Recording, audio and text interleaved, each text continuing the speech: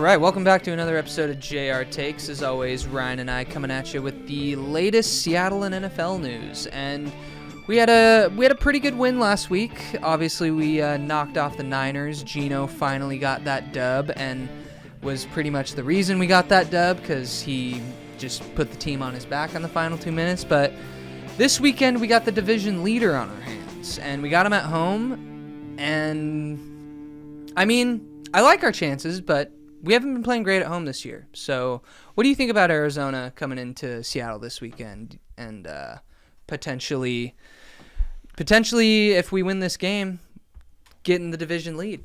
It's wild that that's the state of affairs right now because we were just in the division lead, I don't know, about a month ago after losing 3-0. And, you know, that one win in Atlanta changed how everyone was feeling about the season. Then you have two horrible losses in a row, and you're like, let's just, punt to the draft, simulate the rest of the season in Madden.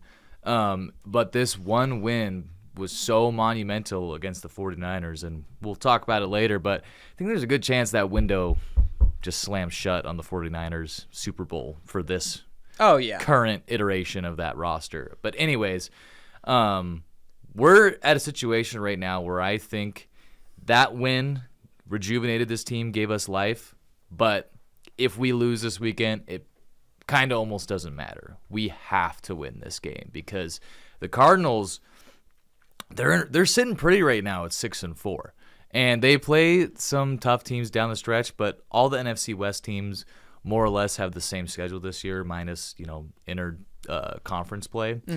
And the Cardinals had the worst record last year, so they have the softest NFC teams left to play. So they have the best chance to nab like 2 to 3 more wins after this game if they win, which would get them to 10-7, and at that point we'd have to basically win out to get the division. So to me, I look at this as an absolute must win, and I think it's doable. This Cardinals team, they've been playing really hot lately, but it's not like they don't really have that much talent at all on defense. That's kind of what I've been saying all year. Especially compared to the team we just played defensively, not in the same league. And I know they beat the 49ers, but Kyler Murray had like a 90-yard touchdown run, and they also beat them at the buzzer, kind of like we did, kind of just stole a game. So they're kind dangerous. Of exactly the way, because Kyler Murray ran it in, and then Geno ran it in. Yeah, so and the Rams beat them at the buzzer too. So the 49ers, gotten unlucky. It's kind of reminding me of the 2015 season we had, when we would just be in the lead all game and then lose in the fourth quarter. It's really funny you say that. I've seen other people say that same thing about this 49ers team. They're coming off of just losing the Super Bowl, and they're losing these heartbreakers at the buzzer when they're winning in the fourth quarter. The parallels are definitely there. I think that 2015 Seahawks team was actually good, though, which is the difference. Because the 49ers, especially if Bosa's down for a little bit, I don't think they're going to beat that many more teams. They're not going to be talking about Bosa. Then I'm not going to be talking about Bosa. So I think it's a fun matchup. I think it's awesome that here we are going into Thanksgiving week, essentially, with everything on the line still, with a chance to win the division down the stretch here. So I just really hope that this consistency we've seemed to have found in the linebacking group and some, frankly, better play overall from the center position that we just got out of Olu, I really hope that can hold up. Also, Abe's health, because those areas right there, I think, were the Achilles heel of this team so far through this season. Sure. And now that it's not worst in the league, we got a chance here. Yeah, and I also our improvement on defense last week. You can tell that the bye week sorted some things out. And going up against Arizona this week, to me, it's always been about their offense. But every week it seems like you don't really know what you're going to get with them. They're just kind of a coin flip team. I still think they're good, but they beat the shit out of the Jets one week, and then I forget who they lost to earlier on in the year, but it was someone they should have fucking throttled. But it's just the Cardinals, if they beat us this week, like, okay, I know I put them in my top 10 power rankings, and I still think they're a good team, but like, do I think they're for real?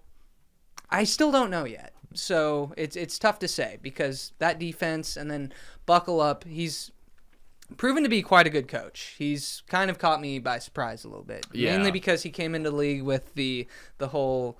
What did he say? That was like, buckle up, Bird Gang. What did he Let's say? have some fun. What did he say in the? When he was like, "Who drove here? Oh, yeah. Who took the bus? Hear that fire in your gut?"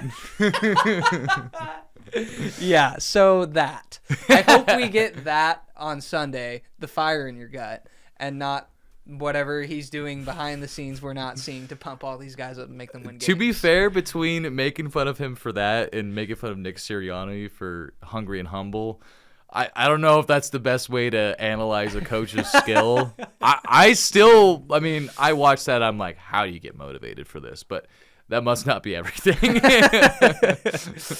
But yeah, also, I don't know, before getting past the Niners game too much, did you see the stuff Geno said about seeing KJ Wright on the sideline? Yeah, he was like, that just kind of pissed me off. He's a Seahawk, man. Yeah. And it's funny, I was kind of surprised he didn't know that he was with the Niners. Did he just not know that? Maybe he just forgot. I feel like there's no way he didn't know because he was KJ's teammate for years. To be fair, I also forgot. So when I saw KJ being like on the sideline, I was like, ew. What's crazy is I think on the live broadcast there was like 38 seconds left, and they showed KJ on the sideline of the 49ers, and I was like, oh, fuck that, internally. And then the next play, Geno runs it in and we win. Yeah. I'm pretty sure that's how that played out, which is just kind of funny. Yeah. So do we want to do our scoring predictions for this weekend? Sure. I'll get the predictions started here. I think this is going to be a fun game. I think the defense is going to continue their improved play, but there's going to be a couple just Kyler is a crazy athlete plays where maybe Marvin Harrison Jr. breaks free or something like that. I think we'll put the clamps on him pretty good, but I don't expect us to stop them from making plays all game long. Like, right. I don't see that happening. The only team we did that to was the Dolphins with Skylar Thompson. So they're going to make their plays. Good catch. Okay. I did not realize I was there. My bad. We can rebuild. We can recover. I think I'm gonna leave that in. Little camera malfunction there. My foot. Sorry. I'm gonna just scoot back a little bit. Cool. So I think it's gonna be a bit of a back and forth game. Probably higher on the higher end scoring wise, but I think we're gonna end up winning like 28-24. This is my prediction. I'm like torn because I want to pick us to win because I do also. I think this is a must-win game, but like we just have not figured it out at home yet. I'm gonna say this is the game where we figure it out at home, and I think I'm gonna say 31-27. Okay, we pull it so out. Same same margin, just a little more points. Yeah, 4-point game. I think it'll be one of those kind of low-scoring affairs in the first half. Maybe it's like 7-6, and then the offenses just explode in the second half. Kind of like last week. I really want to see our offense play better because I feel like they're getting so close, not really in the run game, but in the pass game, to finding something really special here. Like JSN is looking so good lately. He has almost 300 yards. Games. Yeah, 300 yards almost in the last 2 games. Hasn't got on the scoreboard all that much, but like him and DK have the same amount of touchdowns. So our passing game in just general, like we're getting a ton of rushing touchdowns, but we only have 11 passing TDs. So I'd like to see more of those. Right. And then on defense, I really think if we can just maintain, we don't have to be an elite run defense, but if we can be as good in that category as we have the last 2 weeks, then James Conner, he's been really good this year, but I think we can bottle him up, having just played a guy like Christian McCaffrey. So I just kind of like this matchup. I don't know. I feel good about it, weirdly enough. This is kind of random, and I'll give I guess I already did give my prediction, but is Uchenna Nwosu, have we heard any updates on him? I haven't heard anything. Is he just still on IR, nothing? I kind of feel like he's out for the year again. That's so unfortunate. I know, 2 years of this straight. That's what I would have expected from like honestly, when Abraham Lucas was out, or when we thought he was out, but he was really just splitting time, I was like, it's over. I knew that was gonna happen, but it didn't. So maybe it won't happen with Abe, and we'll get a healthy Abe Lucas on Sunday and moving forward. But I saw a couple plays of him like holding up against Nick Bosa too, which like there's no other tackle on our team on the right side that could possibly do that. Abraham Lucas just looks like someone that he just looks like he was born to be an offensive line. Yeah. Yeah, he's definitely just built like one for sure. Yeah. More so than anyone else on our team. Yeah, but we both got us pulling out the dubs against Arizona. I like it. Yeah. Should we do you have anything more to say about the Hawks? No, I think that's it for Hawk Talk for me this week. Yeah, I guess we'll move on to our segment of the good, the bad, and the ugly this week. And you just want to dive right into it? Yeah, why don't you get started? How do you want to do this? You want to do our goods first, or I'll give my good, bad, and ugly first, and then you give yours? Or? Yeah, why don't we just do all three? Okay, cool. So yeah, first and foremost, my good. We'll start off with the positives. We'll start off good news, and then we'll go bad news. The Buffalo Bills, they're my good this week. They knocked off the 1 seed Kansas City Chiefs, who, spoiler alert, have been my 1 seed in the power rankings about every week until maybe something's about to change. Who knows? We'll see here in a little bit. But the Buffalo Bills, Josh Allen had a pick late game when the Bills were up by, I think they were up by 9, and Josh Allen throws a pick, Chiefs score a touchdown, and then Bills are only up by 1 point. And you just kind of got that feeling in the back of your mind, like, is this really going to be another Chiefs close, like, squeak of a win? And it's going to be against Buffalo. Like, come on. Like, Bills, get your shit together and finish. And they did. Josh Allen took over the game, had an awesome running touchdown at the end. He looks like the MVP. So I just got to put the Bills in my good category.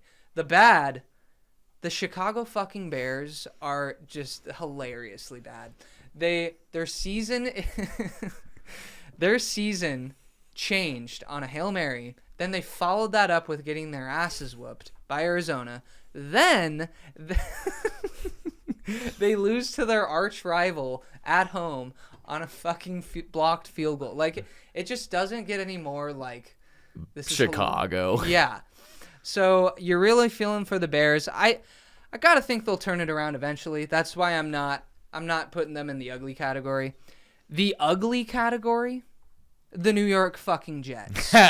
They are just an abomination of a team. Aaron Rodgers said he's coming back next year. That's no longer up to him.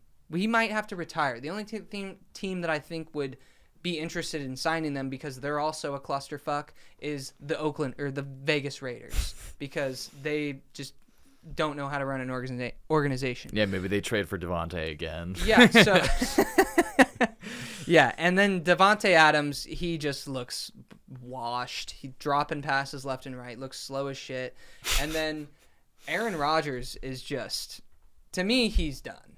I mean, if he comes back next year, like I said, you're either going to be playing for the Raiders or the Jaguars or someone inept of that altitude. So, or that I think he has magnitude. only more damage to do to his legacy at this point, to be honest. Yeah, I mean, because at least Russ is turning his legacy around, and Aaron Rodgers, I don't know if he has the time to do that.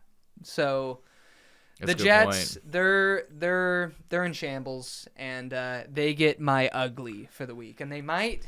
I mean, I'll try and change it up every week, but that's not on me if the Jets wind up being ugly every week. You know, it's funny. I almost did the exact same thing as you, and I'm glad I thought a little more about it and just tried to do something, I guess, less top of my mind. Yeah. So for my good, I have the Lions destroying the Jaguars 52-6. They remind me so much, not in the same dynamic, but kind of like the 2012 Seahawks when we just went on that tear of clearly being better than your league average opponent by a significant margin. And right now they're they're playing at a different speed than everyone else. They're more fun than anyone else. It's awesome to watch. I love watching the Lions right now. Bad. The fuck was that, Falcons? You get fucking destroyed by Bone Icks, 38-6. You give up 4 passing TDs to him, and that was after Jesse Bates, their safety, was like, "Well, we have 10 years of film on him, so I don't think it'll be a problem." Well, it was a huge problem, and also, dude, I don't know. I mean, like, Kirk Cousins had a couple games where he put up big stats, but every time I've watched him this season, he just looks so washed. Like, just like what you were saying about Rodgers, like, the guy can't fucking move anymore. He's not, throwing with power. He's looking like this. He is looking like that. That's all I see on the TV when he's on the screen. So, I don't know. I mean, I know they just gave Kirk this mega deal, which, by the way, huge mistake, but what point do you throw Penix in there? Penix looked good. He He look was good. slinging that pill. His arm strength is noticeably better than Kirk's. Yeah. It's a different league, and it's really cool to see that as a UW fan, because you kind of always thought that, but seeing it at the next level is just like, it's pretty cool. Yeah. And then ugly, I know you avoided putting them there, but the Bears, you guys are falling to 4-6 after so much hype, and the reason why they go in ugly for me this week is Matt Eberflus said that getting an extra 4 to 8 yards didn't matter for that field goal, and they were just going to kick it. I don't fucking think so, dude, because that changes the trajectory when you're further out, and maybe if it's more of a chip shot, you're not going to get your kick blocked. And that is the epitome of playing not to lose and playing instead of playing to win, and it costs them. Mm-hmm. And, Caleb actually played a pretty good game, but this Bears situation is it's grotesque. I hate watching it. They're like one of the least watchable teams right now, kind of like the Jets, To me, the Bears are the NFL version of the Mariners. They're never going to spend on anything. They're never going to spend on a good coach. They're going to keep, like, I work with a Bears fan, and he's fixated on the Bears profited so much. They profit so much every season, yet they're not spending any money, and they are always cheap when they go out to sign a new coach. And it's like, that's exactly what the Mariners do, except like they don't spend. They just like lie to us and say they're going to spend, and then they sign you like fucking platoon people, and we're still bad.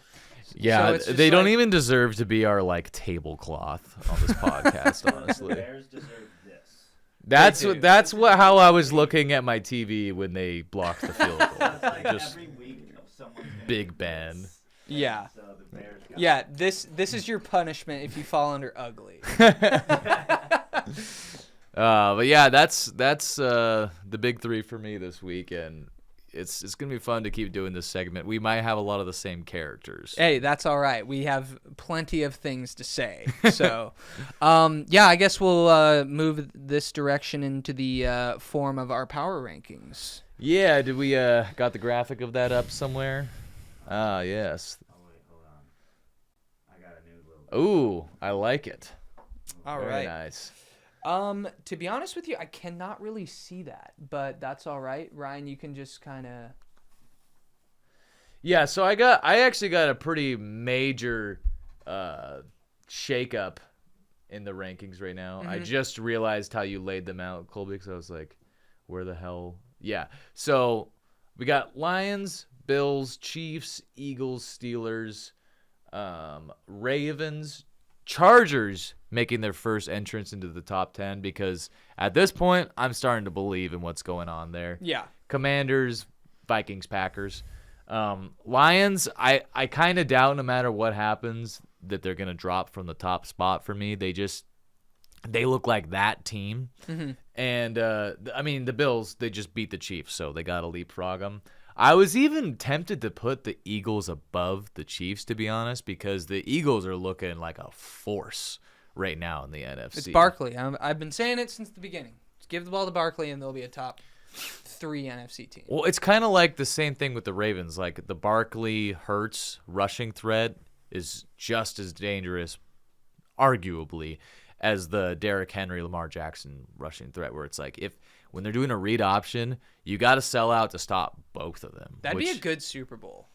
It Eagles, would. Ravens. It would. It would be a pretty good uniform matchup too. Yeah. There's a lot of good combinations we could have this year. I just hope none of them include the Chiefs. Yeah. Really, and I'll be happy. I know. I keep seeing on like Sleeper, everyone's like, Bills Lions Super Bowl would feed families. It kind of would, because either way, a first-time Super Bowl winner would get their trophy. And yeah. So the season to me would be a wash at that point. Like anytime like a team that's not won it in a really long time, or it's just not the same like Chief Patriot dynasty winning it every year, I'm like, okay, this season was a success. Yeah. But for me, I got Lions. They finally cracked my number one. Lions, Chiefs, Bills, Steelers, Eagles at 5. Steelers are making me regret putting them at 4 right now by the way the game's going. On? It's 10-3. Oh, okay. And then I got Ravens at 6, Packers, Chargers, Commanders, Cardinals. And, you know, I left the Cardinals at 10 because they were 10 last week. They had a bye. Didn't really seem fair to move them down. I'm kind of not that big of a believer in the Vikings. I think they were a team. They're just that team that was hot early on. They kind of remind me of like that undefeated Steelers team from a few years ago. Well, that's why they're 9 for me. But I'm only putting them in the top 10 because of their record. Yeah, I don't think they're a top 10 team right now. That's fair. Like I put the Cardinals over them. Cardinals have 2 more losses than them. But I don't know. It seemed kind of fun to put the Cardinals in there. I think the Cardinals are going to be a tough matchup this weekend. So I like how you also got the Chargers getting in the top 10. And I mean, they look like, I mean, I know the Broncos just won again, and they're going to be in play for a wild card spot. But this Chargers team just feels really sustainable the way they're playing. Lad McConkey, my favorite receiver coming into this class, is really showing up. And Herbert is finally not just being Mr. Potential Man. He's actually, winning and making crazy plays. Well, dude, how many times did the Chargers lose that game on Sunday over the past few years? Like dozens. Yeah, and when you have Jim Harbaugh, he wins you those games. That's why you pay him what you pay him. That's why the Bears are fucking stupid in not signing Jim Harbaugh when they had Matt Eberflus. I can't believe this was that could have changed. That could have changed the whole trajectory of their franchise. Imagine if they got Ben Johnson with the weapons they got on offense in the offseason and just paired him with an offensive-minded head coach. They needed the Flus. In my opinion, I think they should go after I think they should go after someone like what was his name on the Titans? Mike Vrabel. I think they should go after Mike Vrabel. He's on this team. Keep the defense. He's on the Browns coaching staff right now. I didn't even know that. But as a head coach. Right. I'm just saying I didn't even know that till this game was on tonight. I didn't know that either. Yeah. I kind of just assumed when you got fired as a head coach, you just were out of work for a while. But then I guess I realized when the Jets fired Robert Saleh, now he's with the Packers. So it's like, I don't know. I was almost wishing we would bring Saleh in. Yeah. Because I think as long he's as a the good Niners coach. didn't, then I would be okay with anything. That would suck. What were we talking about right before that? Chargers. Just the top 10 has had a pretty good shakeup. Yeah, and the Chargers, I mean, God, it just pains me to see Burrow playing in an MVP level, and then none of it is going to matter because the Bengals have the worst defense I've ever seen. But hats off to the Chargers for finally being able to close out a game and finish, because we had been watching them just play sub 500 at best football because of that fucking loser that there was their coach that would do those hump fucking exercises before the game, and it's like, yeah, you guys have no chance. Was that Brandon Staley? Yeah. Yeah, he was like the same thing as Nate Hackett, basically, in my opinion. Yeah, he's like, same thing. But yeah, obviously, Lions, like you said, Bills. I have the Bills behind the Chiefs just because Chiefs have one more win. Yeah, I know they just lost to the Bills, but really, I'm waiting until the playoffs for that matchup, and hopefully the Bills can pull it off this year. Steelers, They look shaky right now, but we'll see. Well, let's see. Let's get a live reaction of this one Russell Wilson play. Drops All right. back. Is scrambling and around, he's and sacked. he's sacked. All right. Well, that's not good. Okay. Anyway, yeah. And then the Commanders, they're slowly moving down a peg. I got them at 9 today. To me, they're kind of on the same trajectory as the Vikings, to be honest. Like, I think the magic is kind of running out a little bit with those teams. Well, hold on. I think they'll both still make the the playoffs. Commanders get to play the fucking Dallas Cowboys twice. Well, that's what I mean. The Commanders are playing a cupcake schedule the rest of the way. Yeah. So they're going to make the playoffs, but I don't think they're actually a threat this Yeah. year, to be honest. But they're fun. Damn it! I should have made the Cowboys my ugly, because then Colby just could have pulled up a picture of Jerry Jones, and that would have been like, all right, this is ugly. Honestly, they're like too ugly to even be talked about. They're like the good, the bad, and the fugly. Yeah, they're hideous right now. Nigh unwatchable. Yeah, but yeah, and then Cardinals at 10. Like I said, they're either gonna go up or down after this week. They're either gonna get replaced by the Seahawks or they're gonna go to like 8. Yeah.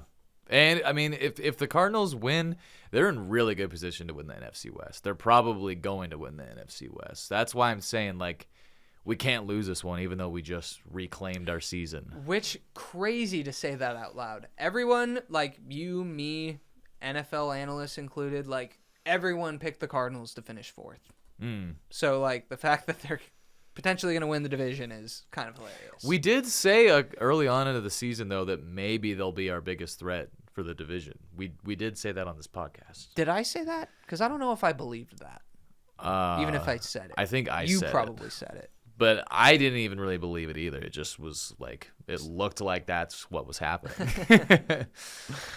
But yeah, that's pretty much all I got for this one. Yeah, same. Hopefully we can beat Arizona this weekend. And then who do we have after that? The Jets. Oh, perfect. All right. Well, Yeah. yeah, we really need to. Well, if we lose this game, you know we're going to just beat the shit out of the Jets. And then we immediately play the Cardinals again after that. So maybe losing can be a blessing in disguise. I really think we just need to go on a 3-game tear here, honestly, because we need some breathing room. Mm-hmm. All things considered, because we play the Vikings and the Packers back to back in about a month. That's going to be a tough 2-game stretch. Granted, we're at home for both of those, which I would definitely prefer going, to Seattle as opposed to Lambeau in December. So Yeah, and I'd rather, like, if I was going to play on the road between Vikings, Packers, Bears, I'd be like, Bears. yeah, We can easily beat them. So I'm kind of sad that they fired Shane Waldron now, because I feel like we would just feast on his offense. Oh, I with our know. defense. yeah, that would have been nice.